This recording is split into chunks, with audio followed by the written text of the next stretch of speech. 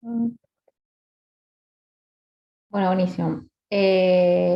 Bueno, entonces vamos a seguir con la serie 2 y ahora vamos a ver el problema 4 que bueno, tiene una tablita, o sea, dice, el resultado de un análisis de alimento balanceado para pollos dio como resultado los siguientes valores de carbonato de magnesio y les deja la masa del alimento balanceado y el porcentaje en peso a peso de la determinación del carbonato de magnesio en el alimento balanceado, que es nuestra muestra, y plantea, bueno, dos enunciados, ¿no? Bueno, entonces vamos a ir con el primer enunciado, el A.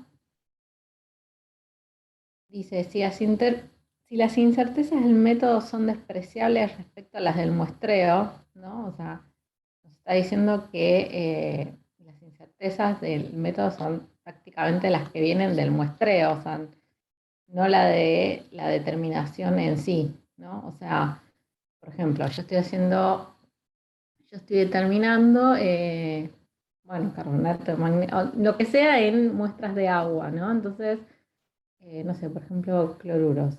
Y entonces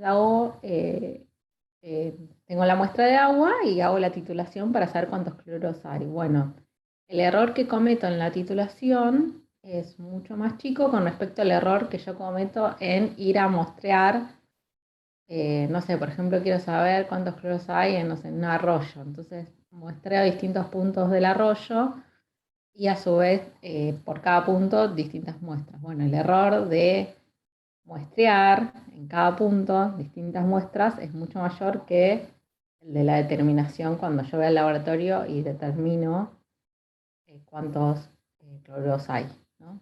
Eso es lo que quiere decir eso. Entonces, el ítem A dice, determine la constante de muestreo y utilícela para estimar cuánta masa de muestra se necesitaría para lograr una desviación estándar relativa de muestreo del 2,5%. Entonces, bueno, como vimos hoy en la teórica, la constante de muestreo es la mínima masa de muestra necesaria para reducir la incertidumbre de muestreo al 1%.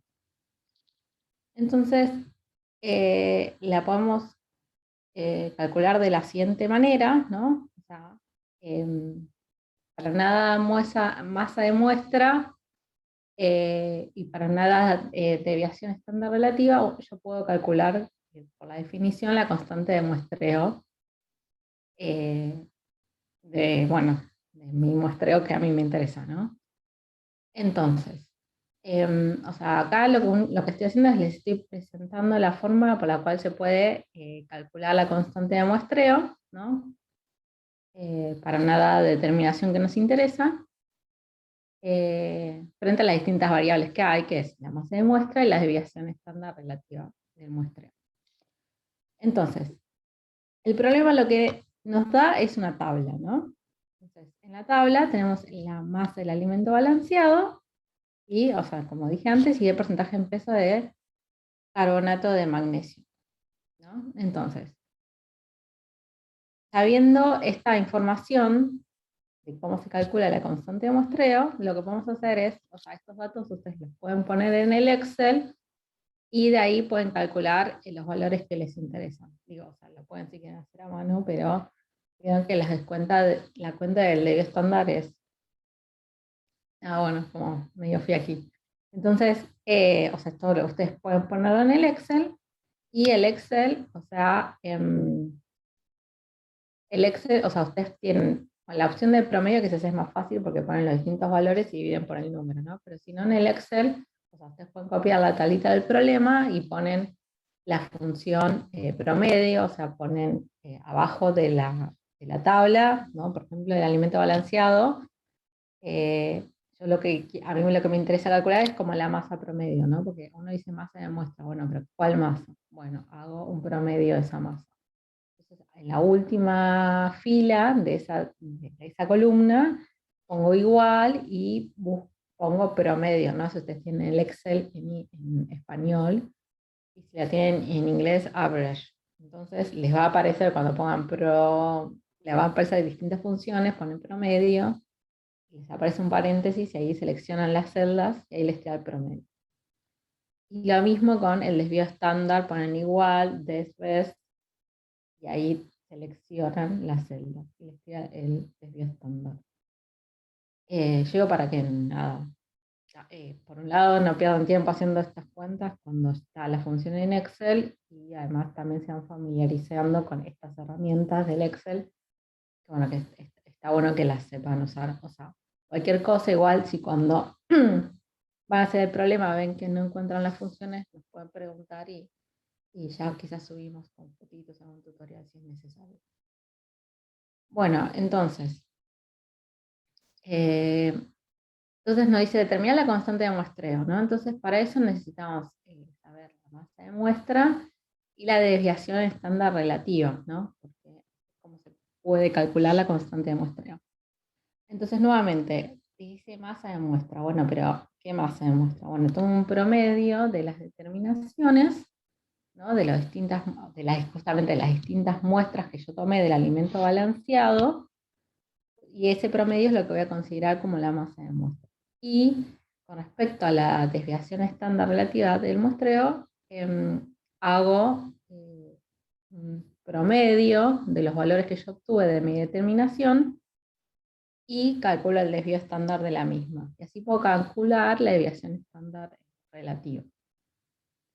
Entonces, una vez que ya calculé estos valores por el Excel, o bueno, si tienen a mano, o si saben usarlo en la calculadora, es simplemente reemplazar en la fórmula, no hay nada mágico.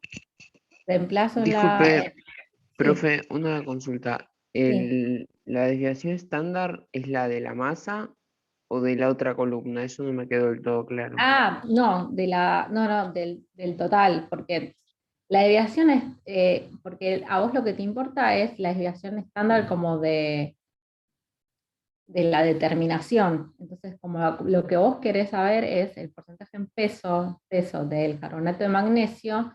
O sea, cuando hablamos de desviación estándar relativa, en este caso, estamos refiriéndonos como a la determinación. ¿Se entiende? Sí, listo, la desviación estándar de la determinación de magnesio del Claro, porcentaje. Listo, excelente. de lo Muchas que yo gracias. quiero determinar. Buenísimo. Bueno, entonces simplemente reemplazo los valores en la fórmula y, bueno, y calculo, digamos. Acá es como, más que nada, bueno, es la introducción a la fórmula de la constante de muestreo, pero también entender, bueno, justo estuvo buena la pregunta porque, bueno, es como entender qué son estos valores que tiene la constante de muestreo, ¿no?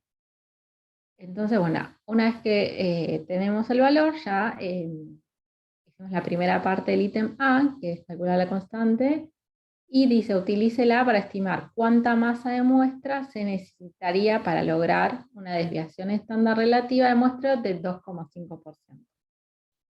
Entonces, ¿cómo la calcularían esta masa? ¿No? Ya teniendo los datos de la constante de muestreo.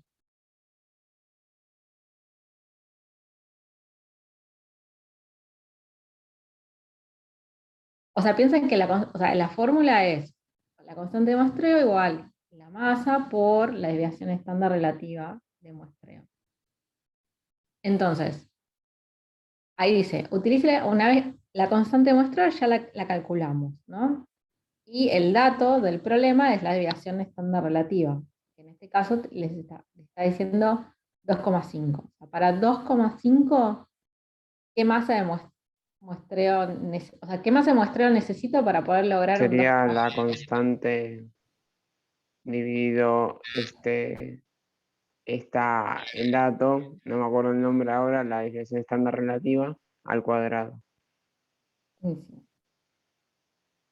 Entonces, buenísimo, tenemos los dos datos, reemplazamos en la fórmula y despejamos. Ahí no hay nada como loco, la idea es como asentar un poco como las definiciones, ¿no? O sea, si yo quiero que el error, la desviación estándar relativa sea de 2,5, para estas determinaciones, que vimos que tiene esta constante de muestreo, necesito utilizar una masa de muestra de 4,3 gramos. Y ahora viene la segunda parte, que dice, ¿cuál sería la desviación estándar relativa porcentual y la desviación estándar absoluta si se utilizaran muestras de 4 gramos? Entonces, eh, acá lo que tenemos es, bueno, nos llegaron muestras de 4 gramos. Entonces, lo que nos preguntamos es, ¿cuál es la desviación estándar relativa porcentual de esta determinación, ¿no? Que yo ya a esta constante la determiné, dije, bueno, hice un muestreo, hice la determinación, para este muestreo, para esta determinación tengo esta constante. Bueno, ahora recibo masas de 4 gramos, ¿no? Para la misma determinación, con los mismos muestreos, no sé, van las mismas personas a la misma hora, bueno, a mostrar los mismos puntos. Entonces, pero me dan masas de 4 gramos, son como muy precisos. Bueno, y muy exactos. Y bueno, entonces ahí, para este caso, ¿cuál sería la desviación estándar relativa porcentual? ¿No? O sea, más que nada porque, bueno, yo lo que quiero saber es cuánto es el valor, o sea, esta desviación estándar relativa porcentual del método, porque obviamente yo voy a querer que sea lo más baja posible. Entonces, yo tomo masas de 4 gramos, ¿no? O sea, la idea es como decir, bueno, si yo voy y muestreo masas de 4 gramos, ¿cuál sería el desvío? Bueno, reemplazo la fórmula y me da que el desvío es de 2,5, ¿no? Y bueno, y después, bueno, me pregunta cuál sería la desviación estándar absoluta, que es simplemente reemplazar la desviación estándar nuevamente usando la fórmula, ¿no? O sea, no hay nada como loco acá. Y la idea de esto es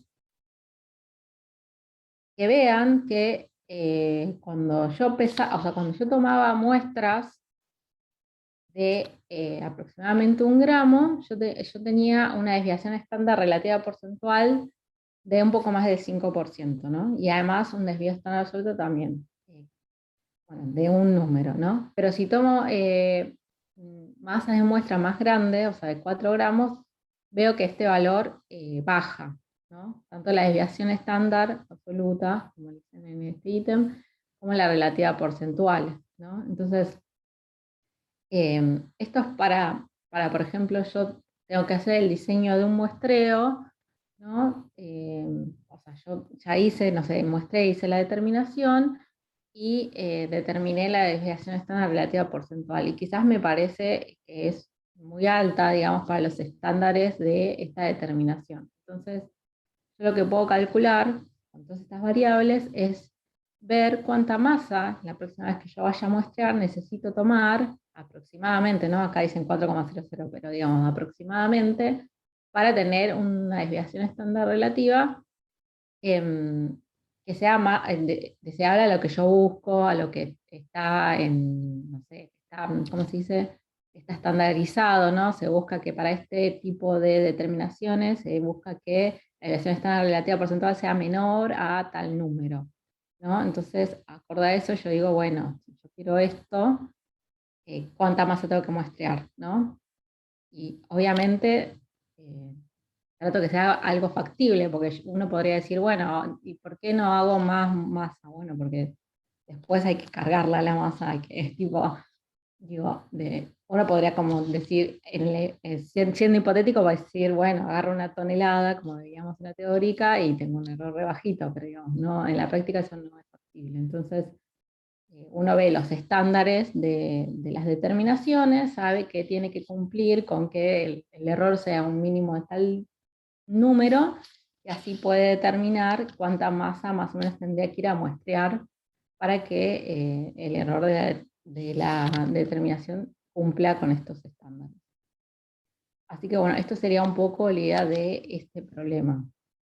Como introducir la fórmula de la constante de muestreo, pero también entender qué significa eso, ¿no? O sea, en general yo voy a, como les digo, a un muestreo piloto, a una determinación piloto, y puedo tener una idea de cuál sería la constante de muestreo para esa determinación que yo quiero hacer, y después me fijo los estándares o qué es lo deseable y digo, bueno, no hay que tomar más este, por ejemplo. pero ¿cuánto? Porque no puedo agarrar una tonelada. Entonces, bueno, sería más que nada para eso. Una consulta. Sí. Si porque no me termina de quedar claro, si al ser la masa mayor disminuye la desviación estándar, ¿cuál es el objetivo de moler la masa? Porque estamos disminuyendo tipo, el ejercicio anterior era como que disminuyendo la masa obteníamos mejores resultados, pero ahora es al revés, tipo, eso me hizo como un poco de ruido, no sé si se entiende. No, pero acá no estamos teniendo en cuenta eso, ¿entiendes? Como que son distintos factores, no sé si se entiende. Acá esto es el factor de cantidad, estamos teniendo en cuenta, no estamos teniendo en cuenta cómo es la muestra, no sé cómo decirlo, o sea, acá en este problema en particular nos están tratando parámetros de la muestra.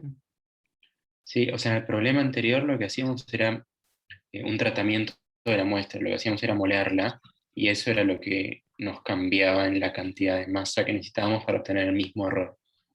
Acá es la misma muestra, no le haces ningún tratamiento, nada, y estás viendo cómo cambia el error si cambias la masa. El tamaño de partícula es el mismo, acá no cambiaste nada. Ah, listo, perfecto, perfecto. Muchas gracias. Ujú. Porque acá es como amplio el concepto de muestra. Porque el problema anterior era, bueno, estamos viendo una muestra sólida, heterogénea, donde, bueno, uno puede hacer el cuarteo para disminuir el error. Acá este concepto es más amplio. Tipo, la muestra puede ser, no sé, agua, por decirlo de alguna manera. No sé si se entiende lo que quiero decir. O sea, es más Claro, amplio. es como aumentar la cantidad de mediciones que estamos haciendo de alguna manera y estadísticamente eso disminuye el error. Puede ser algo del estilo. No, Tipo, acá lo que te dice es que si vos tomas más muestra, el error disminuye, ¿no? Pero es como el concepto de muestra acá es amplio, acá no está especificando bueno, sí estamos hablando de alimento balanceado. Pasa que, sí. Sí, bueno, sí estamos hablando de alimento balanceado, sí. Pero eso, no sé si confundo más lo que estoy diciendo. O sea, este concepto es como que se puede aplicar a distintos tipos de muestras.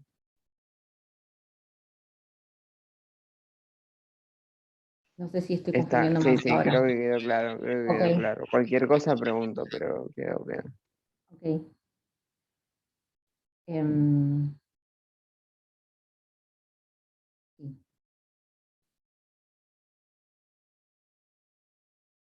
No sé, bueno, no sé.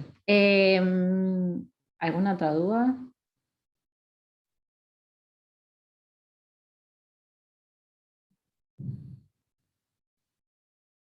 Ok, bueno, sí, pasamos al siguiente problema. Bueno, sí,